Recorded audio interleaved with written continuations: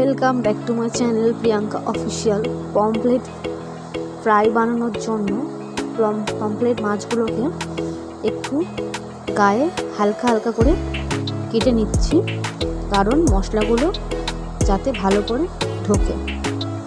দেখো সবকটা পমফ্রেট আমার কাটা হয়ে গেছে। এরপরে একটু আদা রসুন বাটা নিলাম, ওর মধ্যে হলুদের গুঁড়ো দিয়ে দিলাম, এরপর লঙ্কার গুঁড়ো দিলাম। তোমরা তোমাদের যেমন ঝাল খাও ঠিক সেরকম পরিমাণে ঝাল দিও। লঙ্কার গুঁড়ো দিলাম, এরপর ধনে আর জিরে গুঁড়ো দিলাম, ওর ওপরে লেবুর রস দিলাম, দিয়ে এবার পরিমাণ মতো নুন দিলাম, দিয়ে এবার মশলাটা মেখে নিচ্ছি। মশলাগুলো যাতে মাছের সাথে ভালোভাবে মাখে তাই জন্য একটু সামান্য পরিমাণে সর্ষের তেল দিয়ে মশলাটাকে ভালো করে মেখে নিলাম।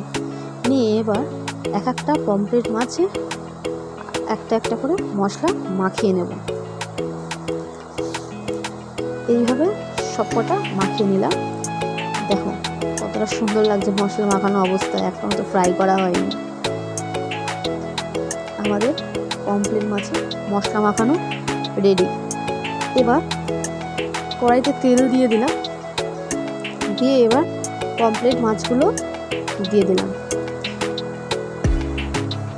বেশি জোরে দিলে আবার পুড়ে যেতে পারে, যেহেতু মশলা আছে, তাই হালকা হালকা করে লাল লাল করে ভেজে নিতে হবে। এইভাবে এক এক করে সবকটা মাছ ভেজে নিয়েছিলাম। দেখো আমাদের পমফ্রেট মশলা ফ্রাই রেডি হয়ে গেছে। দেখো কতটা সুন্দর হয়েছে, ঠিক খেতেও তেমন সুন্দর হয়েছে। যদি ভালো লাগে পমফ্রেট মশলা ফ্রাই, আমাদের চ্যানেলটি like comment share and subscribe করে দিও। টাটা।